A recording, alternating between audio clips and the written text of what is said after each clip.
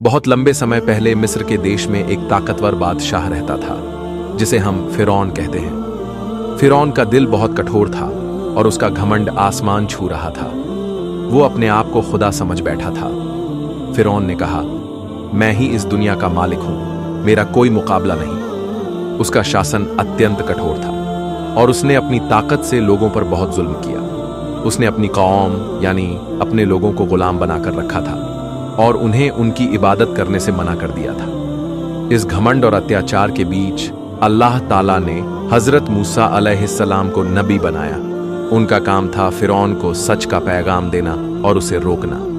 अल्लाह ताला ने हजरत मूसा अलैहिस्सलाम को हिदायत दी कि वो अपनी कौम को लेकर मिस्र से बाहर निकल जाएं। हजरत मूसा अलैहिस्सलाम ने फिरौन के दरबार में जाकर उसे अल्लाह का पैगाम दिया।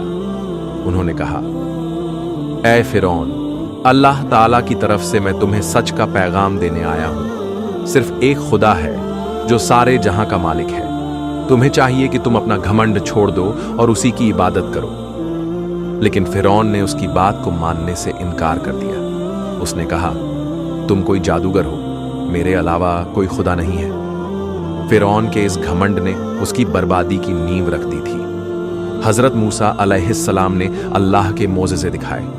उनकी लाठी जमीन पर फेंकते ही वह एक जिंदा अजगर बन गई। लोग दंग रह गए, लेकिन फिरौन का दिल कठोर था।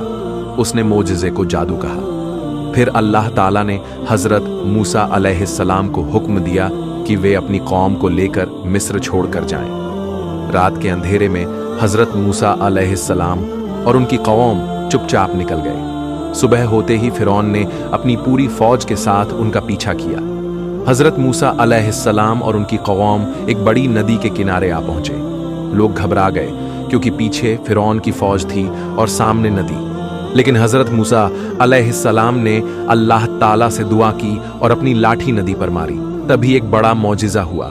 नदी के पानी के बीचों बीच रास्ता बन गया और पानी दोनों तरफ हट गया।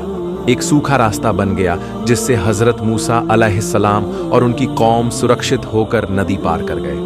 फिरौन और उसकी फौज भी उस रास्ते में घुस गए। लेकिन जब वे नदी के बीच पहुंचे तो अल्लाह ताला ने पानी को फिर से भर दिया। पानी ने फिरौन और उसकी फौज को पूरी तरह डूबा दिया। फिरौन ने आखिरी सांसों में कहा, अब मैं मानता हूं कि मूसा के रब से बड़ा कोई नहीं है। लेकिन तब बहुत देर हो चुकी थी। ये कहानी हमें ये सिखाती है कि घमंड और जुल्म का अंजाम बुरा होता है।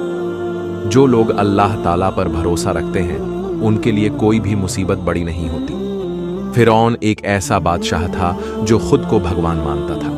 उसका दिल इतना कड़ा था कि उसने हजरत मूसा अलैहिस्सलाम और उनकी कौम के खिलाफ जुल्म और अत्याचार बढ़ा दिया। लेकिन अल्लाह ताला ने उनकी मदद के लिए हजरत मूसा अलैहिस्सलाम को नबी बनाया। हजरत मूसा अलैहिस्सलाम ने बहुत धैर्य और हिम्मत से फिरौन को सच का पैगाम दिया, लेकिन फिरौन ने न माना। अल्लाह ताला ने हजरत मूसा अलैहिस्सलाम को कई मोज़ेज़े दिखाने की ताकत दी ताकि वे लोगों को सच समझा सके। जब हजरत मूसा अलैहिस्सलाम अपनी कौम को लेकर मिस्र से निकलने लगे तो फिरौन ने उनका पीछा किया। यह वक्त था सबसे बड़ी परीक्षा का। नदी के सामने फंसे हुए हजरत मूसा अलैहिस्सलाम ने पूरी ताकत से अल्लाह ताला से मदद मांगी और अल्लाह ताला ने नदी को चीर दिया, एक रास्ता बनाया। फिरौन और उसकी सेना उस रास्ते से होकर गुजरने लगी। लेकिन जैसे ही वे बीच नदी पहुंचे, पानी फिर से भर गया और फिरौन डूब गया। यह वाकया हमें सिखाता है कि जब हम अल्लाह ताला पर पूरी ईमानदारी और भरोसे के साथ विश्वास करते हैं तो हमें हर मुसीबत से छुटकारा मिलता है। सीखने की बात, घमंड कभी अच्छा नहीं होता। सच्चा विश्वास अल्लाह ताला पर होना चाहिए। मुश्किल हालात में धैर्य और हिम्मत रखना चाहिए। अल्लाह ताला की मदद हमेशा उनके साथ होती है जो उस पर भरोसा